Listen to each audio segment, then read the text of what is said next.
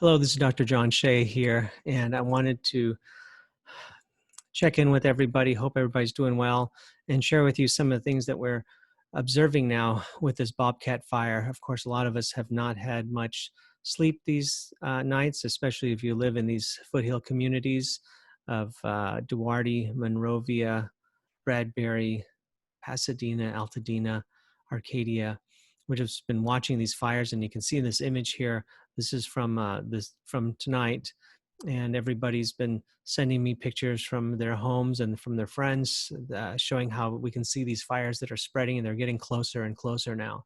And so this is a big concern. Of course, some of you have also noticed that in this past day, on Thursday, which is day 5 of the fire, we've noticed there's a lot more of the aerial drops. So I wanted to show you this really quick. Of course, many of you have already probably seen some of this going on, and you see some fire retardant being dropped, and trying to stop this fire from spreading into this area. So I'm going to go back to the other page here, and basically we see that there's been some growth. This left picture was from Wednesday about 5 p.m. and then this picture on the right is Thursday night. And what the news outlets are reporting is that this fire has doubled in size and went from about 10,000 something acres or so and is now almost 24,000 acres. And you can see where the fire is burning on the southern border as well as the northern border. It's mainly stayed in that area. You see, yesterday there was a push to the east when the winds were blowing it that way. Luckily, we didn't have the Santa Ana winds on Tuesday and Wednesday of this week, which is day 3 and 4 of the fire. And they were supposed to push it southwards. That was a blessing, and just very fortuitous for us. So much grace, but it tried to go east. And it didn't, so there were some firefighting efforts, but it hasn't really taken there, and it's continued to move north and south now. So I wanted to go over here and quickly show you what we're seeing and understanding why this is happening. I'm going to start with, I showed in my first video before, part of it has to do with the fuels.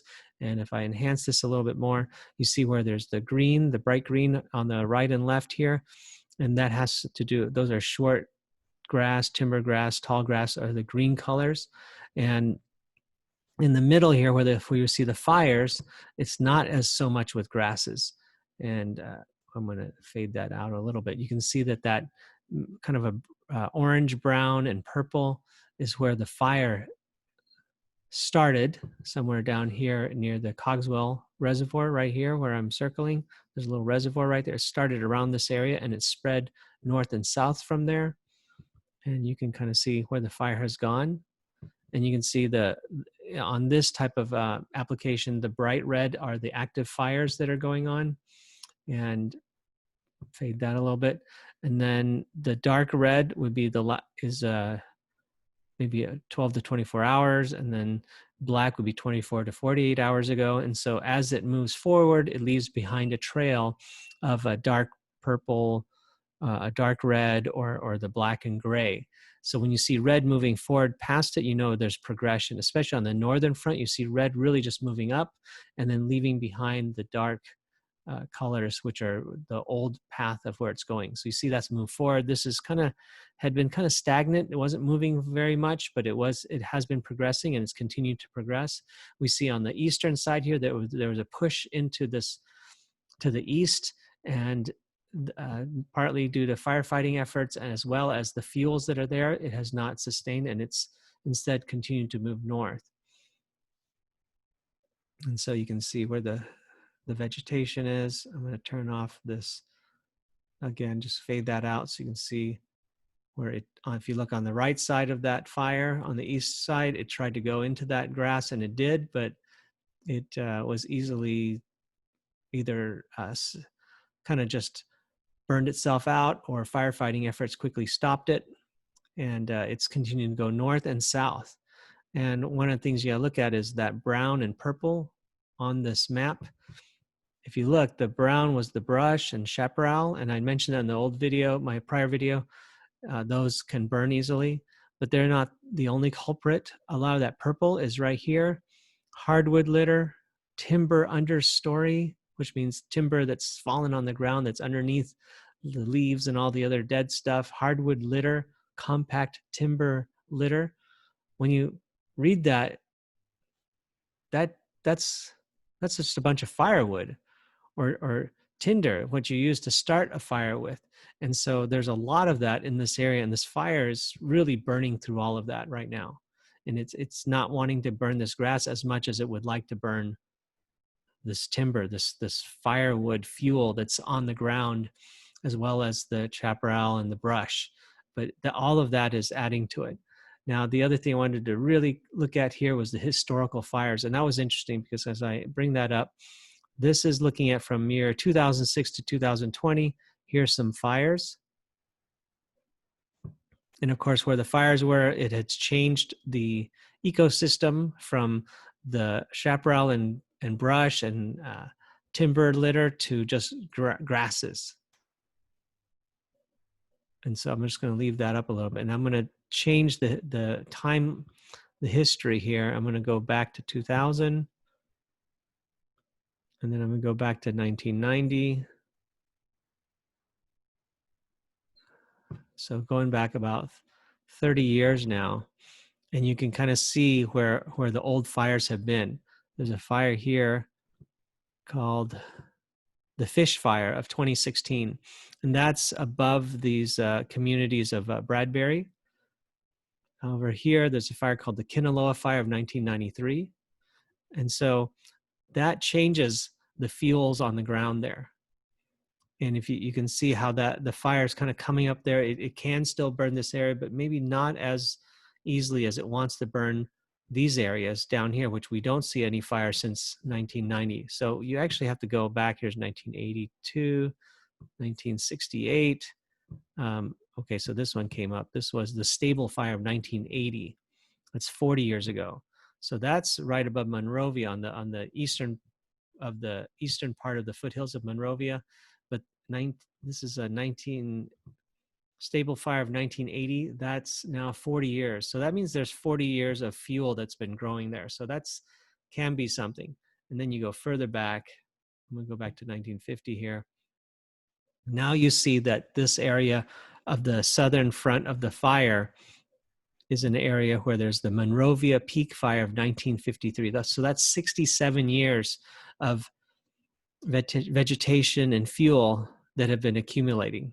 So it's been a long time since there had been a fire in this area of Monrovia Peak Fire. And so it's burning in this area. And we can see how that can become a problem. And that's why this is still this is still a threat and it's a concern. We don't want people to panic, but I'm not also trying to tell you what to do. I'm not advising on ignoring anything, but I think we need to look at this and see that there are surface vegetation that exists here, that this fire can continue to progress to Monrovia and Sierra Madre. And so this part we need to look at. And on the northern frontier, we see up here the fires there. And I just wanted to show this really quick. We see where the past fires were. This part is still clear there. I'm going to take this slider for historic fires all the way back to 1878. So more than 132 years back, and there's no fires here. So there's at least 132 years of fuel that's built up here in the northern front, and this fire is moving up towards that. So that's a concern. We're going to take that down a little bit and bring this up here. All right. I had mentioned earlier on a different videos about sprinklers for the homes, and the way I got that idea was from this California Chaparral Institute, and this is what they were sharing about a scientist that talked about wildfire problem. Fire problem is a home ignition problem, not a wildfire control problem.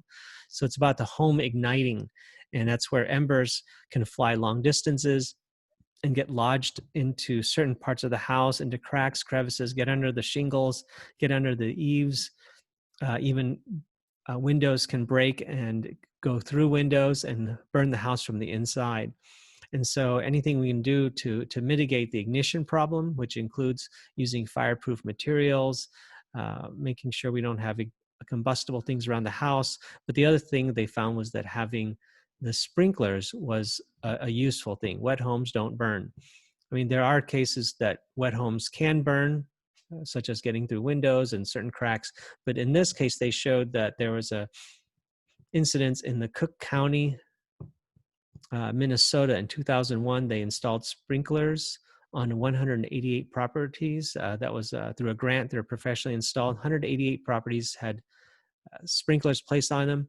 In 2007, a couple years later, the Ham Lake Fire raged through the area and burned everything in sight, except 188 homes survived. And those were the homes that had the professional sprinklers on them. About 100 neighboring properties were all burned. And so that was an interesting case where they saw that it saved millions and millions of dollars. They said these kids have protected over $2 billion in property value over the past 20 years in Canada. So they've been doing this, and it's a consideration that we need to do. It may not be the only thing. Well, it's not going to be the only thing. It has to be a holistic approach to preventing these fires. We're not trying to use the sprinklers to put out the fire. We're using it to help minimize the risk of ignition. And there's been a lot of resistance to fire sprinklers. When people brought up fire sprinklers, apparently people scoff at it and they're very against it. I'm not sure why. Maybe we just want the firefighters and the city to do the work for us, and we don't have to do it. But this is something that you can consider doing. Some people might just want to let the insurance take care of it, but that's still a big hassle. And even when you have the insurance companies take care of losses, then somebody loses and it affects everything. So this is a website you can look up, or you can just Google exterior fire sprinklers for fires. And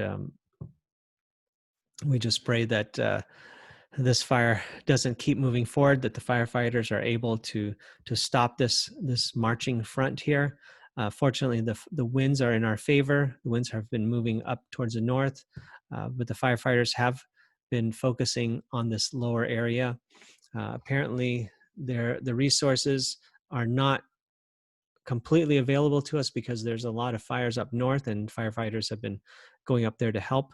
But so far, the basics are that it's burning about 23,890 acres. It's probably more now now that I'm making this video. 6% contained. The resources deployed are 532 personnel, including 35 engines, 19 hand crews, 2 helicopters, and 2 planes. So many of us have probably heard or seen those helicopters and planes flying over our area here. So I know if you're watching this, it's because you probably live near this area and you're our neighbors. So pray for your safety, and thanks for listening and following along here. I'm not a fire expert. I'm just a concerned homeowner, neighbor in the area, and I like to look at the data and try to analyze it, information that can be used to try to understand what's happening and what's going to be coming, and help everybody try to understand these fire characteristics and what happens to our ecosystem when fires come through, and what that means for future fires. All right. Wish you all well. Have a great evening. God bless.